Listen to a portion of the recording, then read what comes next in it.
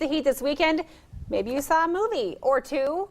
Or maybe you were flying around in a cape to cool off a little bit, get some of that wind resistance in your face there. I know I had some neighbors that went and checked out the new Superman movie. They were not the only people in the theaters, let's just say. There were a few, yes. Superman soared to new heights over the weekend as the Man of Steel broke the record for biggest June opening ever, with 113 million and 125 million since opening Thursday night. This Is the End scored 20.5 million for second place, and Now You See Me was third. This Is the End seems like it was conceived during a drunken get-together. Now, when those responsible are Seth Rogen, James Franco, Jonah Hill, and their buddies, that's not a bad thing.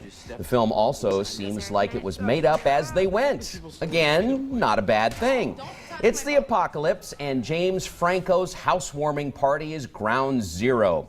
Everyone in the movie plays a version of themselves. Hopefully, for Michael Cera's sake, he is nothing like his portrayal in the movie. Watch for loads of cameos, including a hilarious, butt-kicking Emma Watson.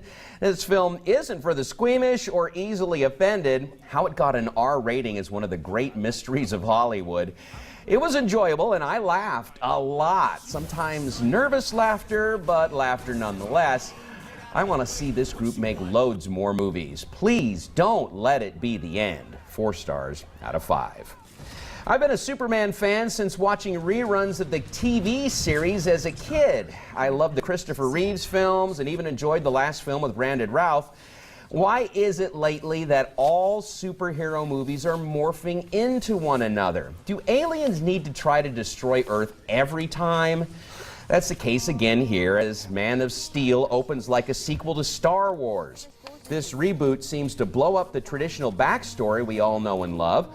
Lois knows who Clark really is from the start, and Clark's rural roots are told mostly in flashbacks. When the film kicks in, we're subjected to battle after battle where it's near impossible to tell what's going on thanks to poor editing and way too much shaky cam. The 3D isn't worth the extra cost and seems to exacerbate the pure confusion. This ends up being mind-numbing, hyperactive, lumbering, loud, and overlong. 2.5 hours worth. Not so super. We need the Man of Steel to hold the camera still. 2.5 stars out of 5. Before Midnight is the third film in the series that started with Before Sunrise and continued with Before Sunset. This time the action, well, lack of it, happens in Greece. It's a lot of driving, walking, and talking. Always talking, talk, talk, talk. This movie continues the long conversation begun in the first film. This time they've been together a while, long enough to have twins. They must have stopped talking at one point. Who don't really add anything to the conversation, the twins that is. This time though, Celine has become a crazy shrew. She would drive any man nuts. She did me. I hated her by the end of the movie. If Before Midnight is your bedtime, skip this one and get to bed before 10. 2 stars out of 5. For my reviews, a look at this week's DVD and Blu-ray releases and more, head over to my website, BobRichardsMovieReviews.com, or link to it at IdahoOnYourSide.com. All right, going back to This Is the End, when you say you're surprised how it got an R rating, you mean because they looked like it should have had an NC-17 to me. Wow. Oh, yeah. Don't be confused. Yeah, not on the other end of that. Not on the other end. Wow.